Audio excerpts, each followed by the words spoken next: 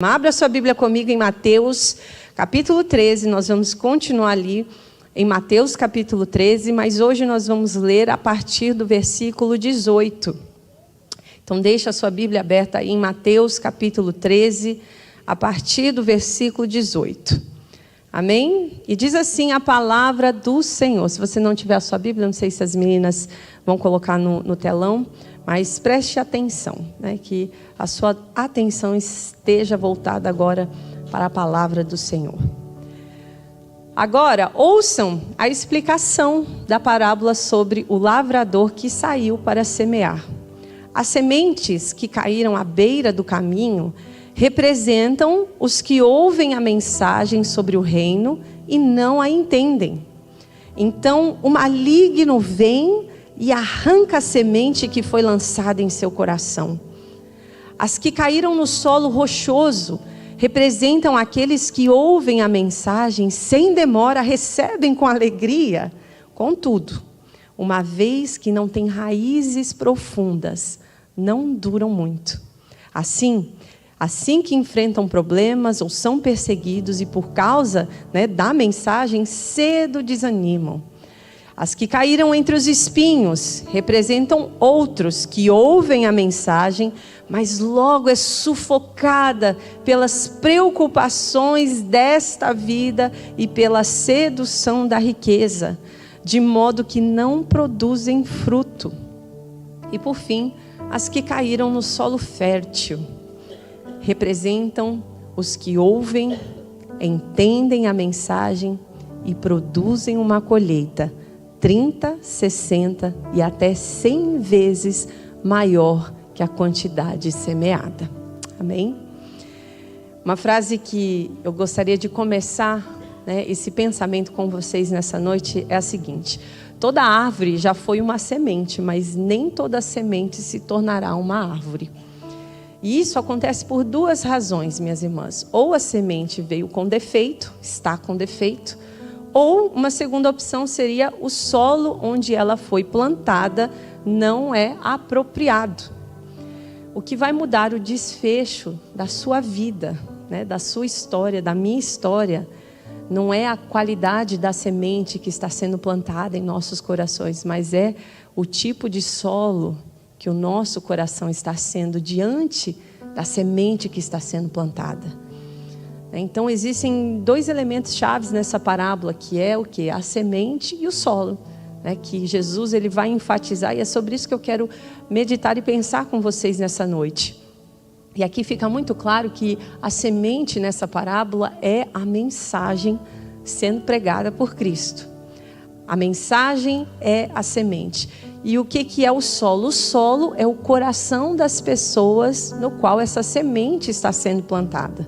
Então, obviamente, o semeador nesta circunstância aqui é o próprio Cristo Jesus, pois é Ele que está falando diante de uma multidão, diante de um povo ali, escutando as suas palavras. Mas o semeador pode sim se encaixar também a todos aqueles que decidiram plantar em corações a palavra de Deus. E uma coisa interessante já para a gente aprender nesse texto é que o semeador ele planta a semente de uma forma liberal, de uma forma assim abundante. Ele vai jogando semente e não está prestando atenção onde está caindo a semente. Ele vai jogando e não importa onde está caindo. O que isso ensina para mim, para você logo de cara? Que o Senhor ele não faz acepção de pessoas, mas Ele deseja que todos recebam a semente. Então Deus ele não escolhe o solo fértil só para que a semente seja lançada no solo fértil. Ele está jogando a semente para quem decidir, receber isso. Então, às vezes a gente olha para essa parábola com uma visão fatalista, como se todas as pessoas já tivessem sido determinadas que tipo de solo elas são. Ou eu sou o solo rochoso, ou eu sou o solo com espinhos, ou eu sou o solo à beira do caminho. Mas a realidade é que Jesus pode ser que está nos incentivando a analisar a nossa vida, e se a gente perceber que nós temos sido um solo ruim, para termos a oportunidade de mudar o solo do nosso coração. Então eu não creio que é uma mensagem que está determinado. Quem é solo rochoso não vai nunca se transformar num solo fértil. Mas eu declaro em nome de Jesus que essa realidade seja transformada em nossas vidas. Se você aqui, né, durante a mensagem, a gente vai falar sobre cada solo, se identificar com algum desses solos, que hoje você saia daqui, né, com essa convicção que o teu coração precisa ser transformado e que essa não vai mais ser a sua realidade. Mateus 24:14, ele fala que as boas novas a respeito do reino serão anunciadas a todo mundo, para todas as nações ouvirem. É para todo mundo, então todos nós temos oportunidades reais diante daquilo que está sendo semeado. Não existe pessoas melhores ou pessoas mais inteligentes. Jesus não está atrás da nossa capacidade intelectual, Ele está atrás de uma resposta prática. Será que nós vamos nos mover diante daquilo que Ele está falando conosco? E é por isso que essa parábola, né, do semeador acaba sendo a porta de entrada para todas as outras parábolas. Porque Jesus, ele nos ensina esse princípio valioso, né? Que se o seu coração não for transformado em um solo apropriado para receber essa semente, nenhuma outra palavra, por melhor que seja, por mais poderosa que seja, vai adiantar, né? Porque o defeito não está na semente, o defeito está no solo. A semente é perfeita. Minhas irmãs, a semente é perfeita e suficiente. A semente é a palavra do Senhor. E eu quero gastar alguns minutinhos pensando sobre a palavra, sobre essa semente perfeita, antes da gente entrar na questão dos solos. Eu disse anteriormente, né, que a semente e o solo são os principais elementos dessa parábola, mas se nós não entendermos, né, o valor da semente, não adianta a gente querer entender qual tipo de solo que nós somos. Em Josué capítulo 1, versículo 8, diz o seguinte: relembre continuamente os termos do livro, né, desta lei. Medite nele de dia e de noite para ter certeza de cumprir tudo que nele está escrito. Então você prosperará e terá sucesso em tudo que faz. Aqui Josué está falando da palavra de Deus. Está nos incentivando, nos ensinando que nós devemos meditar nessa palavra de dia e de noite. E que só desta forma, é somente deste jeito, que todos os nossos caminhos serão bem-sucedidos. Qual que é o segredo de uma vida bem-sucedida? É a palavra de Deus. É meditar neste livro de dia e de noite. Só que algo tem acontecido com a nossa geração. Algo tem sido perdido na nossa geração. Isso não é de agora. Iniciando ali, né, por meados ali do século XIX, quando surgem novas filosofias, né, essas novas ideias acabam invadindo a mentalidade ali dos filósofos na Europa. E aí nasce ali René Descartes com o famoso racionalismo.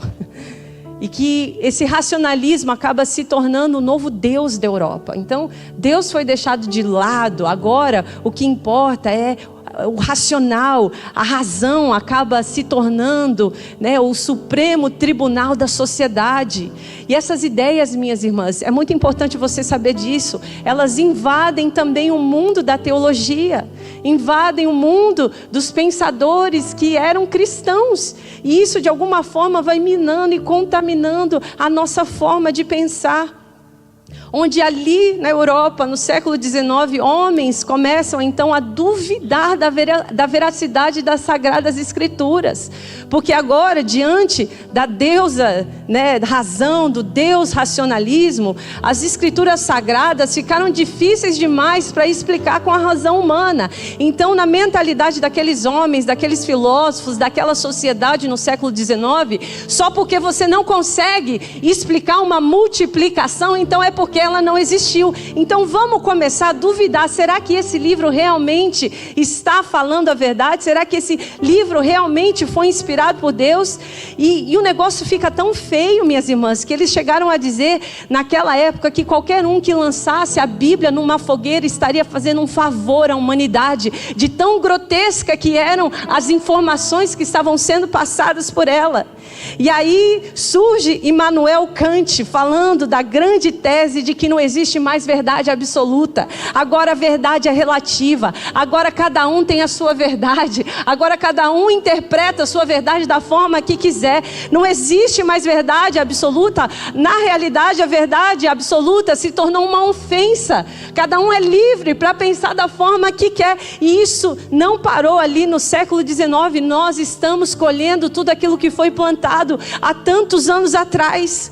O resultado foi o quê? Foi homens se levantando para reinterpretar as Escrituras, colocando a Bíblia no mesmo nível de qualquer outro livro escrito por qualquer outro homem. E ali a palavra de Deus deixa de ser inerrante, infalível e suficiente. Eles reduzem a Bíblia a um livro cheio de falhas, cheio de mitos e histórias inventadas por homens.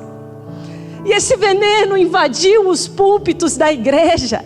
E foi ali o berço, né, da teologia liberal, onde agora o que chama a atenção das pessoas não é mais o poder da palavra, mas a eloquência dos pastores filósofos que falam bonito, que sabem de história e começam a impressionar com o seu discurso bonito. E a palavra de Deus vai cada vez mais se tornando um coadjuvante na história. E é por isso que não se prega mais a palavra, se prega filosofias, ideologias.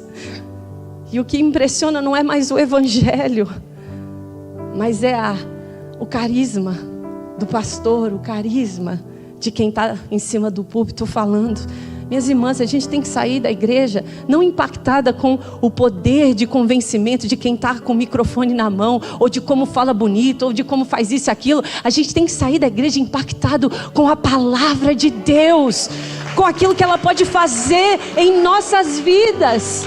Porque homens são falhos. Um dia eles estão aqui, no outro dia eles não estão mais. É como o vento que sopra. O que é a nossa vida? Enquanto nós não entendermos isso, enquanto a semente não for colocada como uma semente perfeita, que é a palavra de Deus, nós vamos continuar com igrejas vendidas a filosofias humanas. E quando não são igrejas intelectuais vendidas a essas filosofias, são igrejas analfabetas biblicamente, que não conhecem nada e só estão ali no oba-oba e não conhecem uma história da Bíblia. Como é que a gente pode continuar vivendo dessa forma? A Bíblia é lâmpada para os nossos pés, ela é luz para o nosso caminho, é a nossa verdade absoluta. A palavra de Deus, ela precisa voltar para o seu lugar. Enquanto a palavra de Deus não ocupar um lugar de primazia na minha vida, na sua vida, não adianta a gente estudar sobre os solos, porque a palavra não está no lugar que deveria estar. Não adianta a gente preparar o solo do nosso coração se a palavra que está sendo plantada no solo do nosso coração não é a palavra verdadeira, a palavra perfeita, a semente perfeita e suficiente. Mas eu quero dizer que a Bíblia que você tem aí, talvez na sua bolsa, que você tem aí nas suas mãos, ela continua assim sendo infalível, ela continua sendo inerrante, ela continua sendo suficiente.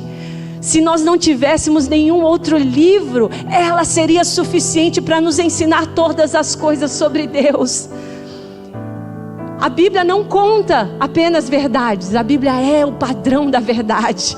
Tudo se compara com a palavra de Deus. Ela não contém verdades, ela é o padrão da verdade.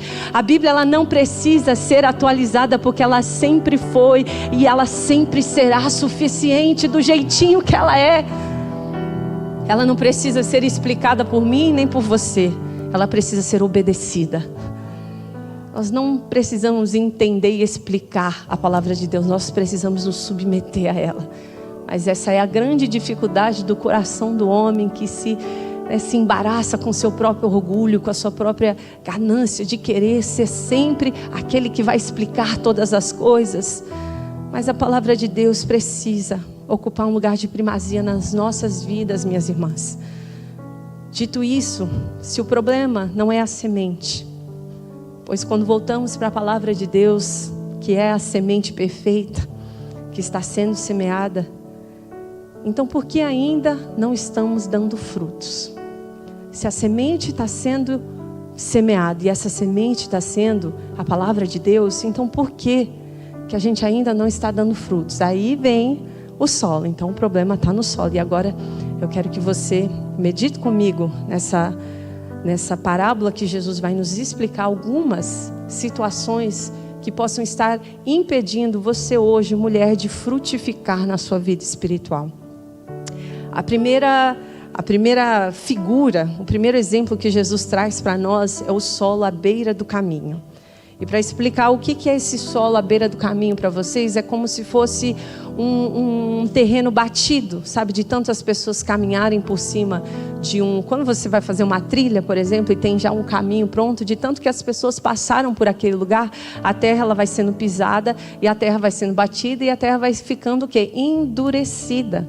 Então quase que vira um asfalto de tanta transição por aquela terra.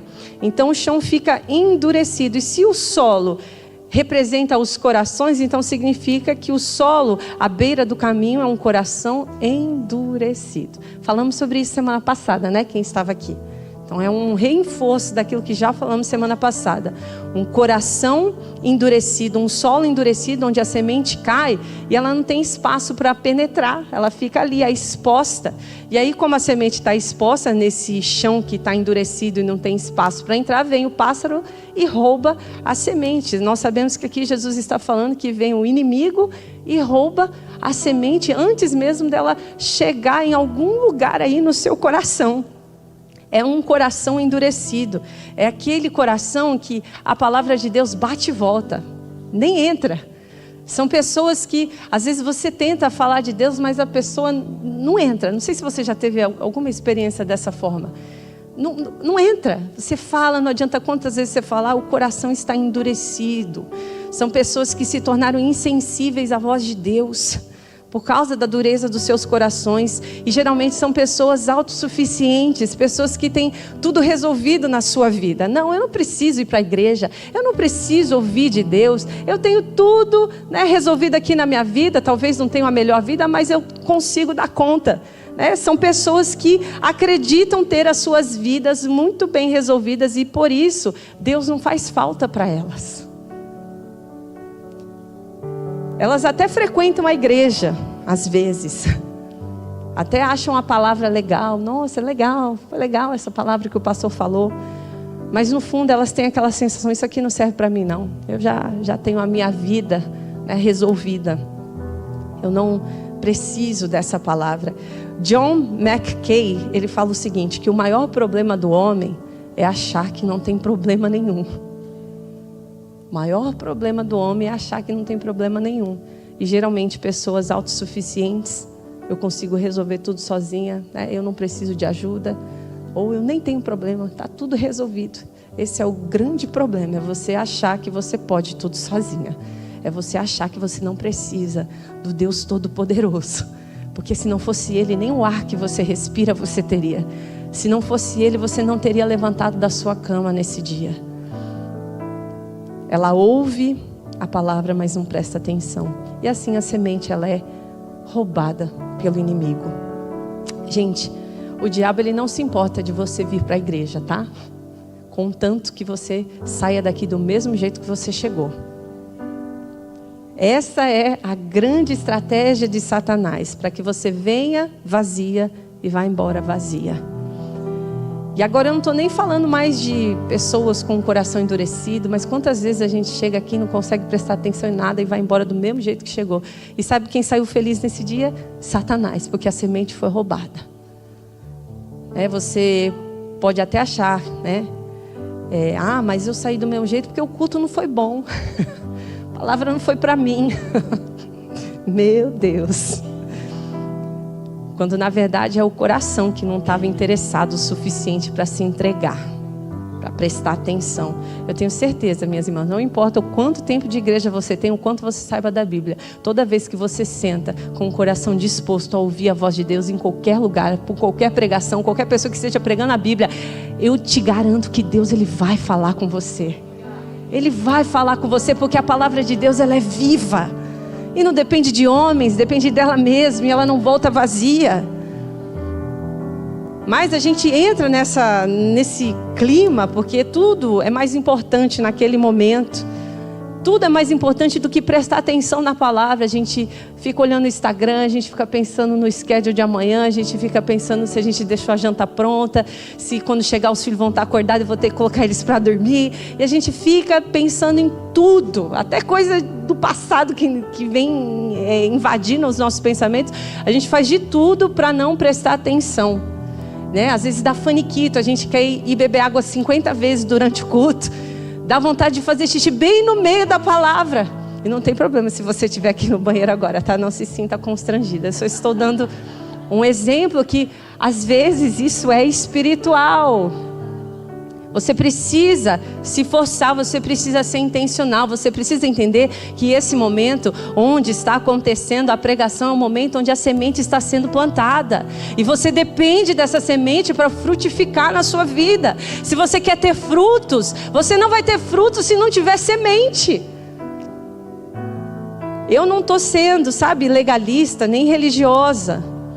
Eu sei que tem dia que a gente fica mais distraída, né, do que outros dias. Mas que venhamos ter cuidado, minhas irmãs, cuidado, para que essa distração não se transforme numa completa falta de interesse, onde a gente começa a viver no automático, a gente vai para a igreja no automático, a gente escuta no automático, a gente entra de um jeito e sai do mesmo jeito.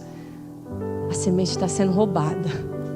Você está perdendo a oportunidade de viver uma transformação grandiosa na sua vida. Então hoje é dia de pedir ao Senhor: Senhor, quebranta o meu coração. Se lembre que quando a gente insiste no erro, a gente pode chegar ao ponto de o próprio Deus endurecer o nosso coração. Aí que não entra nada mesmo, nem se você quiser. Então, no fim, o maior interessado, né, que você chegue aqui e saia do mesmo jeito é Satanás, porque o entendimento da palavra de Deus nos leva ao arrependimento, o entendimento que leva ao arrependimento. E o arrependimento leva o quê? Ao perdão, e o perdão leva à cura. A gente chega ferida aqui e não dá atenção para a palavra e vamos embora feridas, mas se você entender a palavra, permitir com que essa palavra entre no seu coração e ela cause arrependimento e você receba o perdão do Senhor, então o perdão vai trazer cura para as suas feridas. Mas não existe cura sem arrependimento, e não existe arrependimento sem entendimento, e não existe entendimento sem atenção intencional. Nós não somos crianças. Até temos algumas condições, às vezes temos dificuldade de focar, isso já existe, eu sei que tem, mas amadurecemos. Hoje a gente consegue se forçar a entender que esse momento é importante, que algo precioso está sendo plantado em nossos corações. Quantas pessoas no findar dos tempos irão para a condenação eterna, mesmo tendo frequentado a igreja durante toda a sua vida? Porque a semente foi roubada todas as vezes pelo inimigo. Mas nós não somos esse solo à beira do caminho, amém, minhas irmãs? Vamos passar para o próximo solo para ver se melhora? Amém. O segundo solo que Jesus vai trazer é o solo rochoso. Vamos ver o que é o solo rochoso.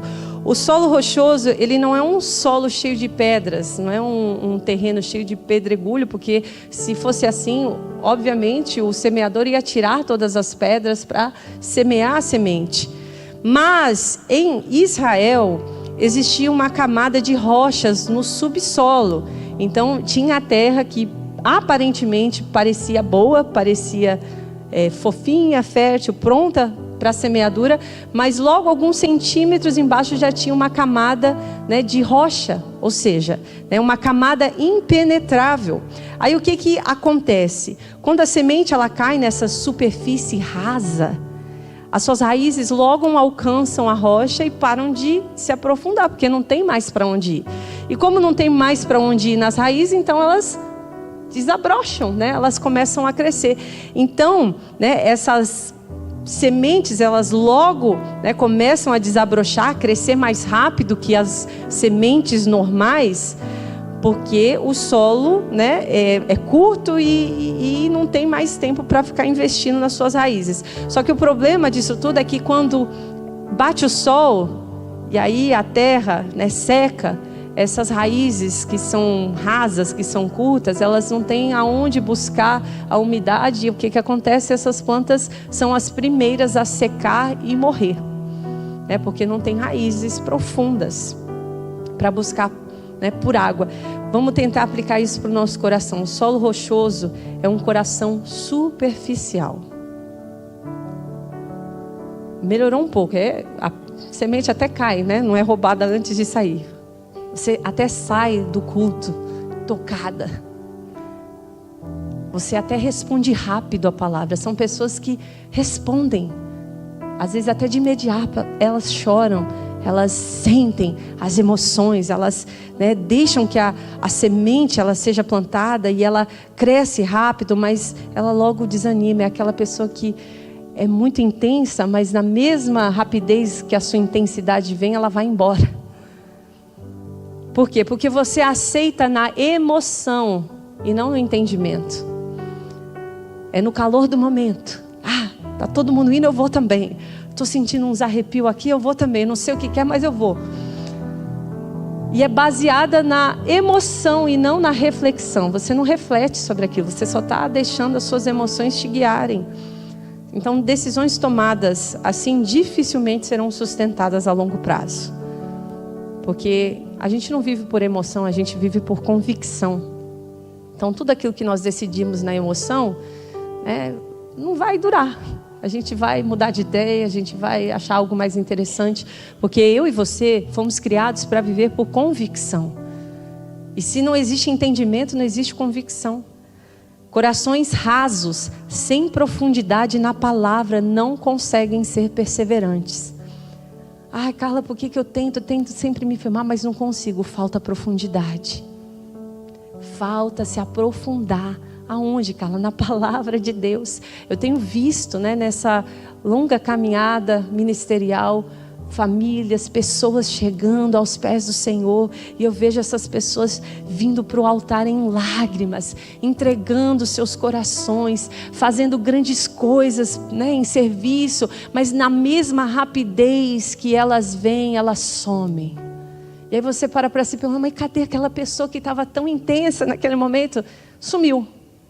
Está no meio ali, volta para a velha vida, e você fica se perguntando como é que a pessoa, será que era mentira aquilo que ela viveu aqui? E eu, do fundo do meu coração, eu não creio que eu creio que era genuíno, são sentimentos, emoções genuínas, mas se você não é intencional no seu aprofundamento, você sim vem pela emoção, você sente um toque, você sente um arrepio, não tem nada de errado com isso, mas não dependa apenas disso, porque se você viver de arrepio, você não vai ter força para perseverar. Então, a partir do momento que nós temos esse encontro com o Senhor, nós precisamos ser intencionais na nossa busca por conhecimento dEle. E aí, pelo contrário, eu vejo pessoas novas, convertidas, famintas por conhecer a palavra de Deus, e a cada dia vejo um crescimento espiritual, um fortalecimento, e às vezes essas pessoas, elas acabaram de chegar, mas elas são mais crentes do que aqueles que estão há 20 anos na igreja, porque não está interessado em conhecer e continuar conhecendo ao Senhor. Eu e você precisamos nos aprofundar, precisamos aprofundar as nossas raízes. Você precisa se aprofundar no Senhor. Não dá para viver de emoções, não dá para viver somente do oba-oba. Nós precisamos aprofundar as nossas raízes no Senhor, porque senão a primeira tempestade vai bater na nossa porta e a gente não vai ter força para lutar. Não perseveram porque não tem raiz. Aí ficam pulando de igreja em igreja, pulando de religião em religião, mas nunca conseguem se firmar, se enraizar em nada. São pessoas que abraçam sim o evangelho, mas abraçam o evangelho de conveniência, e quando a conveniência acaba, elas vão embora. Se esquecem que o evangelho exige um custo. Que homem que vai construir uma torre não vai sentar antes e calcular o custo de construir essa torre? E quando eu falo custo, eu não falo apenas de renúncias, de sofrimento, que a gente às vezes tem que sofrer algumas coisas, mas eu falo de diligência, de intencionalidade, de disciplina. Mulheres, somos mulheres adultas, precisamos ter disciplinas espirituais na nossa vida. Para você crescer espiritualmente, você vai ter que pagar um preço. E esse preço é um preço de disciplina. Você vai ter que acordar todo dia, 6 horas da manhã para orar. Você vai ter que ler a sua Bíblia. Você vai ter que frequentar o Rescue College. Você vai ter que fazer EBD. Você tem que vir no culto de oração, vir no culto de mulheres. Nós vamos precisar ter disciplina. Precisamos entender que nada vai cair do céu. Nós precisamos buscar por isso, nos aprofundar e crescer na nossa fé. A verdade é que para essas pessoas, esses corações rasos, só houve emoção, não houve conversão de verdade. E obviamente quando bate a primeira tempestade, essas pessoas não aguentam. Vamos ver se melhora? Esse é o solo rochoso. O terceiro solo que Jesus fala é o solo com espinhos. Esse solo, ele é um solo profundo. Dá para criar raízes profundas. É um solo fértil. Mas a semente cai, começa a germinar. Mas junto com a semente, o que acontece? Os espinhos começam a crescer. E qual que está, a chave daí? Os espinhos, eles ficam escondidos na terra. Então, quando o semeador jogou a semente, não dá para ver que ali por debaixo estão escondidos os espinhos, as sementes dos espinhos. E aí, quando a semente começa a germinar, os espinhos também começam a crescer. Só que o espinho não precisa de tanto cuidado quanto a semente. Ele cresce sem nenhum cuidado. E ele vai sugando toda a energia, todos os nutrientes, e ele cresce mais rápido. E ele começa a cobrir a semente, fazendo com que o sol não alcance aquela semente que precisava ser cuidada. E o que acontece? A semente morre. Os espinhos sufocam aquela semente. O solo com espinhos é um coração ocupado demais, segundo Jesus. Então, coração duro, o coração duro que ele fala do solo, à beira do caminho, o coração raso do solo rochoso, e agora o coração ocupado demais com as coisas dessa vida. Essa pessoa, ela recebe a palavra, mas logo a palavra perde o seu lugar por causa das preocupações dessa vida. O coração é concorrido pelas coisas de Deus e as coisas do mundo. Geralmente, a fascinação que essa pessoa tem pelas coisas que o mundo pode dar para ela é maior do que a fascinação que ela tem por Deus.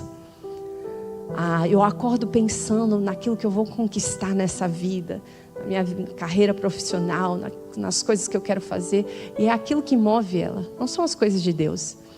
Ela não se empolga em refletir sobre a grandeza de Deus, sobre a eternidade, sobre o novo céu e a nova terra. Tudo que ela pensa são coisas desta vida, coisas dessa terra.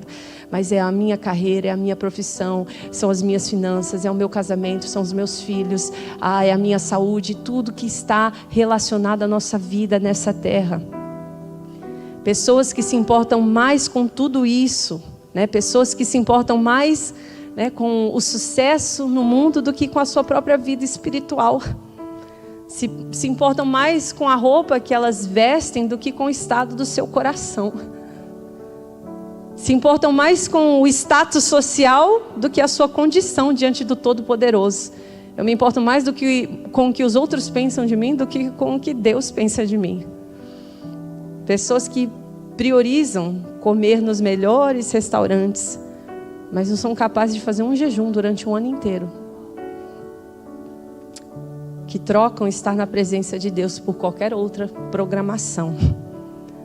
As suas conversas, os seus sonhos sempre se voltam para essa vida. Não se fala sobre eternidade. E Paulo, ele fala em 1 Coríntios 15, 19, que se a nossa esperança em Cristo vale apenas para essa vida, nós somos os mais dignos de pena. Somos os mais miseráveis em algumas outras versões. A pessoa, ela é tão obcecada por essa vida que não sobra espaço para Deus. E aí qualquer palavra de vida plantada nesse coração é sufocado pelo seu interesse por ter o melhor dessa terra.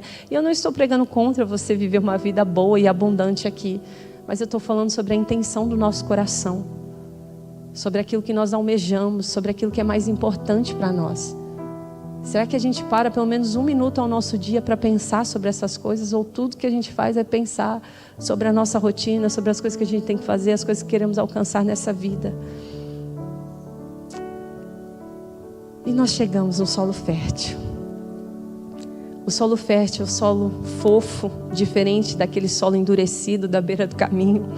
É um solo profundo, diferente do solo raso, rochoso. E é um solo limpo, diferente daquele que tem espinhos escondidos. E aqui eu acho lindo que Jesus fala: eles ouvem e entendem a mensagem. Eles ouvem, entendem e produzem. São corações que ouvem a palavra, mas não se contentam apenas em ouvir. Eles vão atrás de entender como aquilo pode virar realidade na sua vida. Lucas, ele diz que são pessoas que ouvem e retêm a palavra. O pássaro não pode vir roubar, porque você reteve. Eu recebi essa palavra e eu vou ficar aqui mastigando essa palavra, eu vou ficar aqui meditando nessa palavra. Mas a gente escuta a palavra no domingo e vai perguntar pra gente o que foi que o pastor pregou no domingo. Na segunda a gente já não sabe mais, porque a gente não retém a palavra. A gente não fica meditando. O que é reter a palavra, cara? É você ficar meditando. Você acha que realmente, uma vez que você lê um texto, ou uma pregação que um pastor prega, você vai conseguir descobrir, desvendar tudo que aquela passagem diz? Obviamente que não. Eu e você precisamos reter a palavra, meditar nessa palavra, remoer essa palavra, até que essa palavra se torne parte de nós. São pessoas que ouvem e não se contentam apenas em ouvir, mas entender aquilo que Deus está falando. Lembra que eu disse semana passada, os segredos do reino de Deus são para os interessados.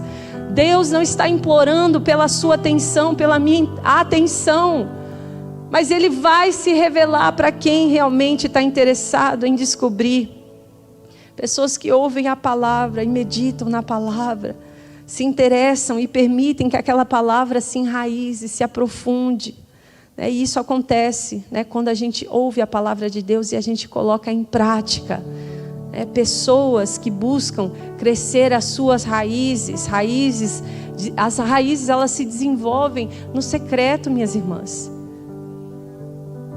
Não é no domingo, não é durante o culto, é no nosso dia a dia, no nosso tempo com Deus. É aí que as nossas raízes crescem, mas são as raízes que nos sustentam em público.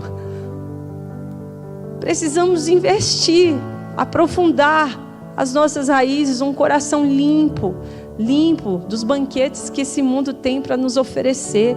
São corações que não são atraídos por aquilo que vem dessa terra, mas são atraídos por aquilo que vem de Deus. Não deixam com que as ansiedades desse mundo roubem o seu prazer na presença do Eterno. Nós somos filhas de Deus. O nosso lar é na eternidade com o Senhor e não nesta vida. Nós somos apenas mordomos de tudo aquilo que Deus confiou em nossas mãos para cuidar. Você acha que os teus filhos são teus? Os teus filhos não são teus, são dele. Ele confiou a você apenas cuidar. E na eternidade eles não serão os teus filhos, eles serão filhos de Deus. Então tudo que nós temos nessa vida, nessa terra, é apenas para a gente cuidar enquanto estamos aqui. Mas o nosso destino é com Ele, é estar com Ele pela eternidade, é desfrutar da presença dEle pela eternidade. E é por isso que entendemos que fomos chamadas para algo maior do que essa vida, maior do que os sonhos que essa vida tem para te oferecer, e também maior do que os sofrimentos. E essa é uma boa notícia. A mulher que tem um coração fértil, ela entende que os sofrimentos dessa vida não se comparam com o peso de glória. 2 Coríntios 4, 16 a 18. Por isso, minhas irmãs, nunca desistimos. Ainda que o nosso exterior esteja morrendo, o nosso interior está sendo renovado a cada dia. Pois estas aflições pequenas e momentâneas que agora enfrentamos, produzem para nós uma glória que pesa mais que todas as angústias e durará para sempre. Portanto, não olhamos para aquilo que agora podemos ver. Ao invés disso, fixamos o olhar naquilo que não se pode ver, pois as coisas que agora vemos logo passarão, mas as que não vemos durarão para sempre. Aplauda o Senhor, porque Ele está falando conosco nessa noite. Então não importa se você está iludida pelas conquistas desta vida, ou se você está oprimida pelos sofrimentos, existe uma promessa diante de cada uma de nós, e é uma promessa de vida eterna com o nosso Salvador, com o nosso Criador. E é por isso que hoje eu peço ao Senhor que Ele transforme o meu coração em um solo fértil, para que todas as vezes que palavras como essas forem pregadas, o meu coração retenha essa semente, e essa semente venha produzir raízes dentro de mim, para que todas as vezes que eu enfrentar uma dificuldade, ou que eu for tentada a ser iludida por alguma coisa nessa terra, eu vou lembrar: eu não pertenço a este lugar, eu pertenço ao Senhor, e não é o sofrimento e nem os banquetes que vão me tirar do centro da vontade de Deus. É esse lugar que eu pertenço, é Ele que eu pertenço, e é por isso que na terra fértil produzem árvores frutíferas. Salmos 1:3. E você será como árvore plantada à margem do rio, que dará o seu fruto no tempo certo, suas folhas nunca murcham, e ele prosperará tudo o que faz. Produzem uma colheita de 30, 60 e 100 por um. Lembre-se, isso é uma colheita sobrenatural, isso não era normal. O normal era 1 por 10, mas uma colheita de 30, de 60, de 100 por um é uma colheita sobrenatural. Aquelas que decidirem preparar o terreno do seu coração para que a palavra perfeita de Deus seja plantada, elas colherão uma plantação, uma colheita de 30, de 60 e de 100 por um. Toda árvore frutífera, ela produz frutos, mas nem todas as árvores produzem na mesma proporção. Algumas são 30, algumas são 60, algumas são 100. E qual é a diferença? O nível do teu comprometimento com a palavra de Deus vai determinar o nível da tua colheita. Então não basta só ser frutífera, mas vamos almejar a colheita 100 por um. Vamos nos entregar 100% ao Senhor, para que Ele transforme não somente a nossa vida, mas transforme a vida daqueles que estão à nossa volta também. João 15:5, e eu termino com isso. Fique de pé nesse momento. Jesus, Ele fala assim: eu sou a videira e vocês são os ramos. E quem permanece em mim e eu nele, produz muito fruto. Pois sem mim, vocês não podem fazer coisa alguma.